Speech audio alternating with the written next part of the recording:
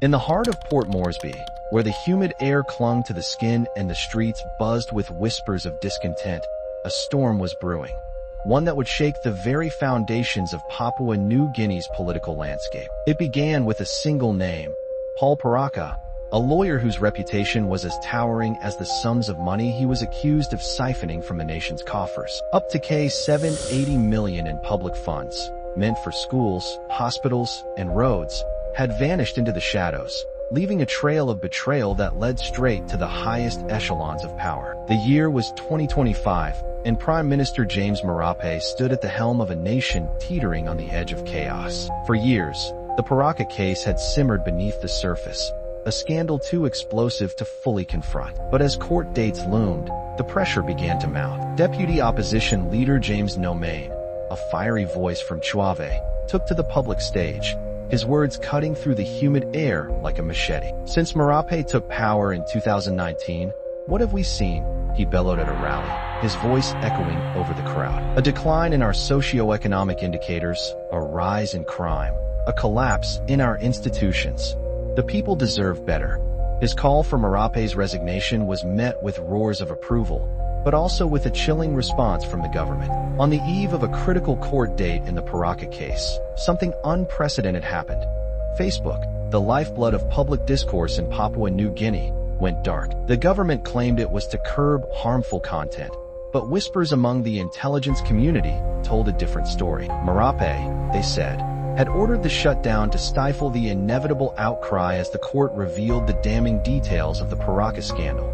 Details that pointed directly to him. Testimonies had surfaced, alleging that Marape himself had pressured the finance department to process payments to Paraka's law firm during the proceedings, a move that reeked of desperation to bury the truth. In the small village of Garoka, a young teacher named Lena watched the blackout unfold with growing unease. She had long relied on Facebook to connect with her students' parents, to share news, and to voice her frustrations about the crumbling education system. "How can they take away our voice like this?" she muttered to her brother, Kai, a tech-savvy activist who had been following the Paraka case closely. Kai's eyes narrowed as he scrolled through encrypted messages on his phone, piecing together the truth. "This isn't about harmful content, Lena," he said grimly. "Marape's trying to hide something big." The court proceedings that followed were a spectacle of chaos and revelation. Paul Paraka, once a respected legal mind, sat stoically as evidence of his fraudulent claims unraveled before the nation. $780 million,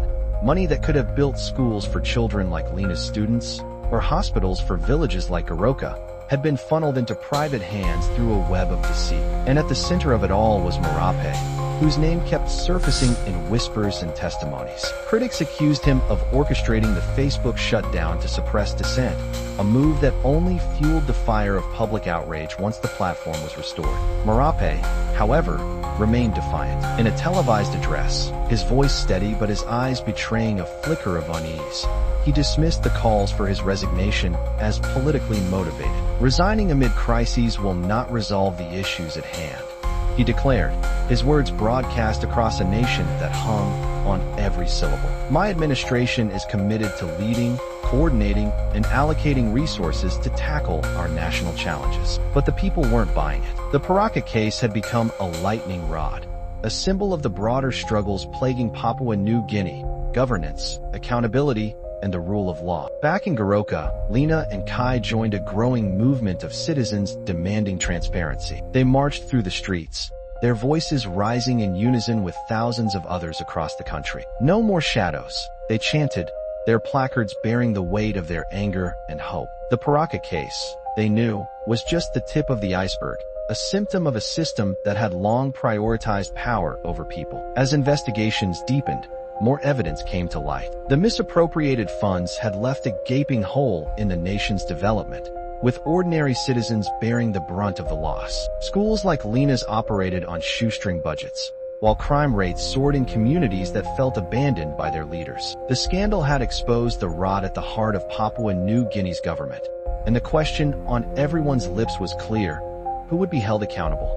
Marape's grip on power grew shakier by the day, but he clung to his position, insisting that his leadership was the only path forward. Yet, in the villages and cities of Papua New Guinea, a new resolve was taking root. Lena, Kai, and countless others vowed to keep fighting.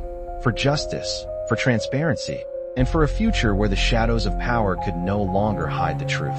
The Paraka case remained a focal point in the nation's political discourse, a stark reminder of the stakes at hand. And as the people of Papua New Guinea looked to the horizon, they knew that the battle for their country's soul was far from over.